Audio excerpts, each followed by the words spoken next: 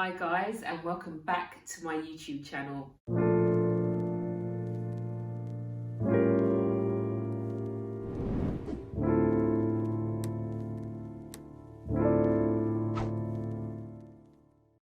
This is SimSENDTalk, and I just want to say a massive thank you to all of you out there who have supported me. I've only been on YouTube for about a week now, and the love and the encouragement that I've received, I'm just blown away.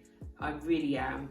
And the comments on my intro video, thank you guys so much. I really mean that. My motivation behind this channel is I remember what it was like when I had a young child, 2 years old, and not knowing where to research, keep away from Google, just wanting another parent who's on a similar journey as me to be able to say it's going to be okay.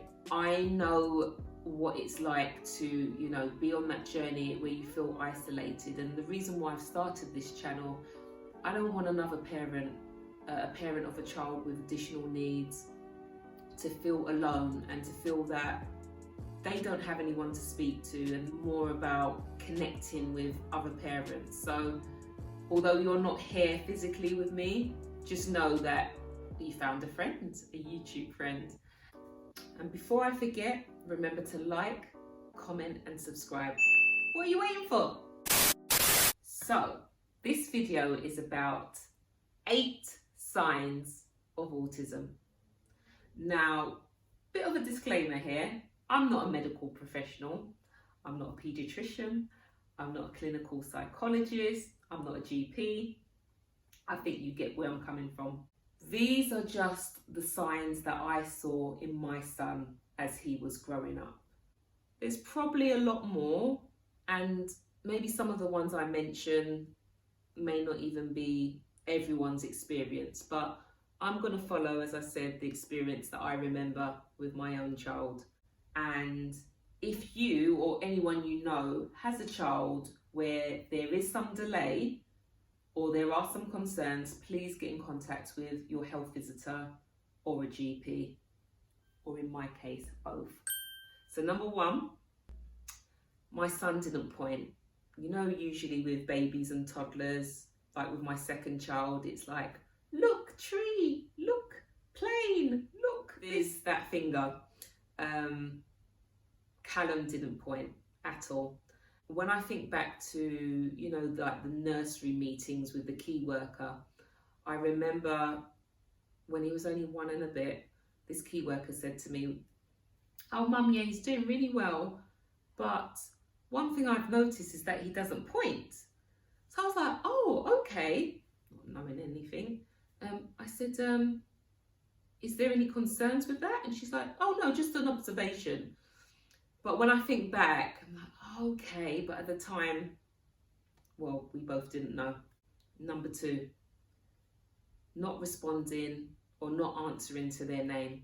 I'm gonna actually insert a clip of when my son was a baby and I was calling him, and well, you'll see his reaction. Callum, look up.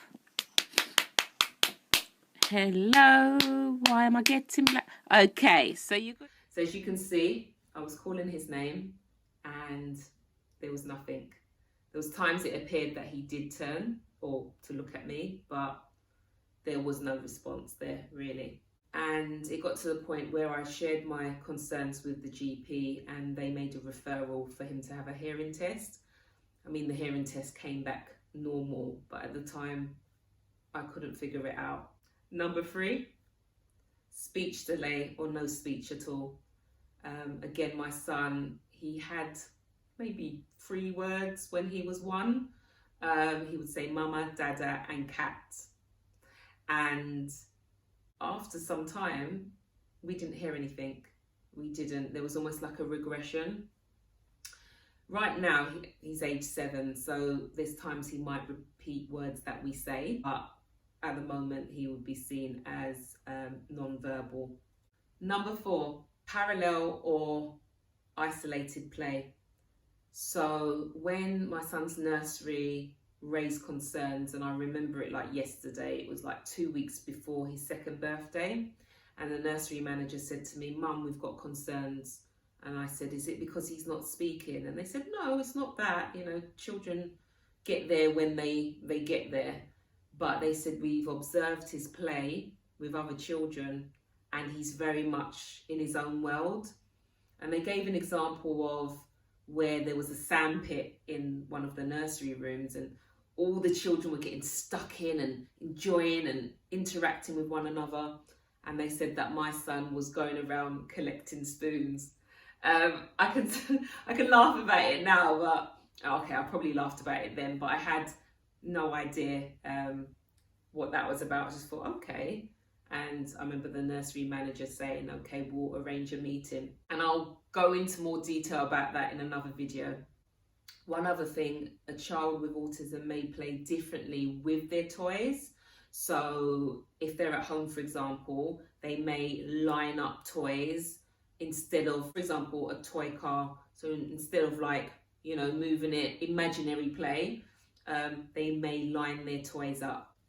Number 5, stimming.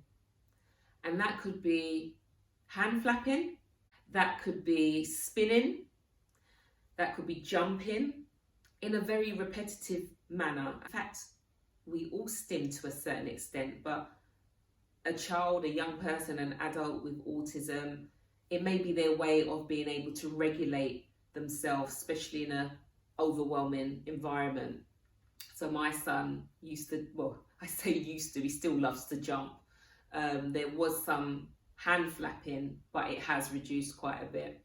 Number 6, a very early indicator, tiptoe walking. Yeah, where your child, your toddler tiptoes. And yeah, I don't think I need to say more than that really. Number 7, reduced eye contact or no eye contact at all. I'm going to insert a picture of when my son was a baby.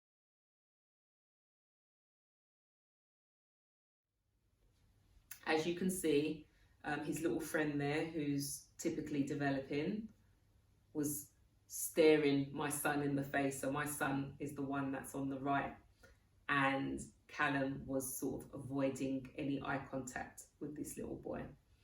And even when I would call him, if he did give me eye contact, it was almost like he was seeing past me or seeing through me. And finally, number 8, sensory issues. And that could be, you know, your child may not want to take his socks off and feel the grass, or may not want to touch sand, or there's certain textures that just freaks your young person out. And it can also extend to maybe music. So you might be in a supermarket. This is why a lot of shops, and thank you, finally, where some shops, some supermarkets have an hour or 2, got to do a quick shop. Just be mindful of those that might have sensory overload. So they may have the music a lot quieter or no music at all. Just to add, this is where some children, where they feel really overwhelmed by sounds, will have air defenders on. Sometimes some children can get triggered by lights. So there you have it. If you stayed with me this long, thank you so much. As I said, these are just my early observation signs that I've seen in my own child. If you yourself have any concerns about your child, or if there's someone you know, a family member, a friend, please share this video with them. But most importantly, if you have concerns, as I've said, contact the health visitor or your GP so that they can do their own assessment to make sure that your child gets the right support that they need. It's not a sprint, it's a marathon, and we're in this together. Take care. Bye-bye.